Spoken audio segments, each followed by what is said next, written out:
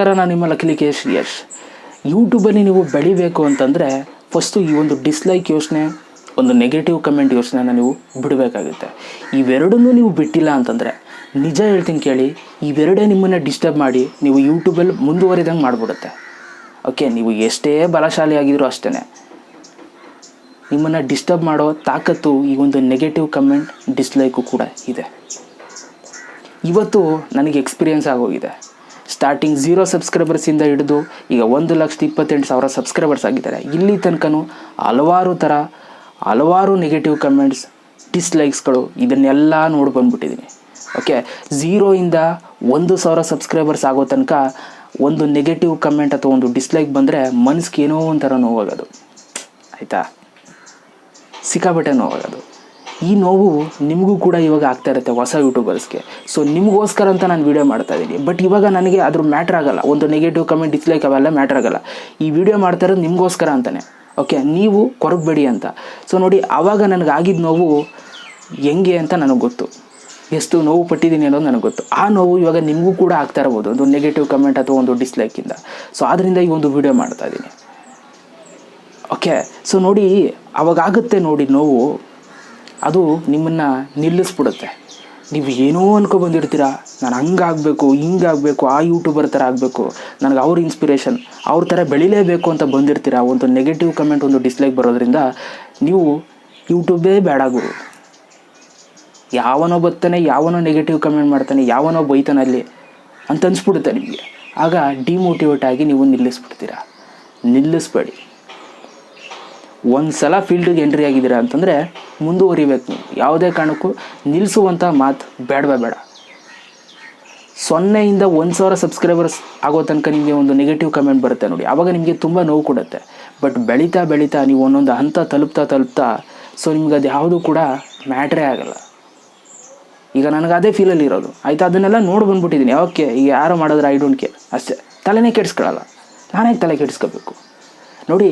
ಒಂದು ಡಿಸ್ಲೈಕ್ ಮಾಡೋದ್ರಿಂದ ನಿಮ್ಮ ಒಂದು ಮೈಂಡ್ ಚೇಂಜ್ ಆಗ್ತಾ ಇದೆ, ಯೂಟ್ಯೂಬ್ನ ಬಿಡಬೇಕು ಅನ್ನಿಸ್ತದೆ ಅಂತಂದರೆ ನಾನು ಒಂದು ಮಾತು ಹೇಳ್ತೀನಿ ಕೇಳಿ. ಅವ್ನು ಯಾರೋ ಬಂದು ನಿಮಗೊಂದು ಡಿಸ್ಲೈಕ್ ಹೊಡಿತಾವನೆ ಅಂತಂದರೆ ನಿಮ್ಮ ವೀಡಿಯೋ ಅವನು ಓಪನ್ ಮಾಡೇ ಡಿಸ್ಲೈಕ್ ಹೊಡಿಬೇಕು. ಸೊ ಓಪನ್ ಮಾಡೇ ಡಿಸ್ಲೈಕ್ ಹೊಡಿಬೇಕಾದ್ರೆ ಸೊ ನಿಮಗೆ ಅಲ್ಲಿ ಬೆನಿಫಿಟ್ ಆಗುತ್ತೆ. ಏನು ಬೆನಿಫಿಟ್ ಆಗುತ್ತೆ? ಆ್ಯಡ್ಸ್ ಬರುತ್ತೆ, ಅರ್ನಿಂಗ್ಸ್ ಆಗುತ್ತೆ. ಸೊ ಆ ಒಂದು ವ್ಯಕ್ತಿನ ನೀವು ಕಳ್ಕೊಬೇಡಿ.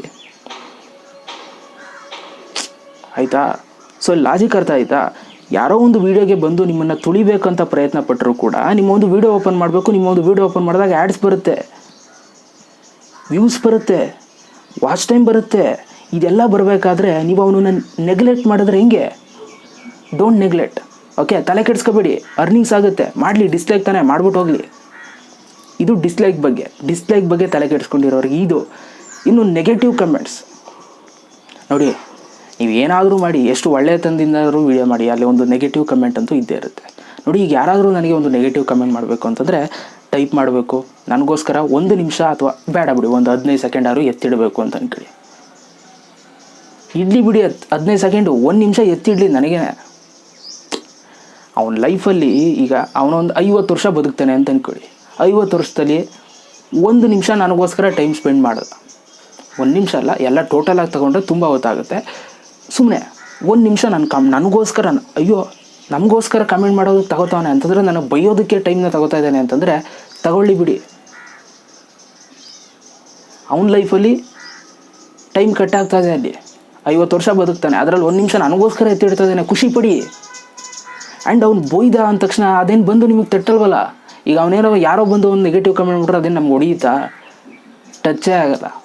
ಎಲ್ಲೋ ಕಮೆಂಟ್ ಮಾಡಿದ್ರೆ ಇಲ್ಲೆಲ್ಲಿ ಬಂದು ತಟ್ಟಲ್ಲ. ಸೊ ಆದ್ದರಿಂದ ತಲೆಗೆ ಹಾಕಬೇಡಿ.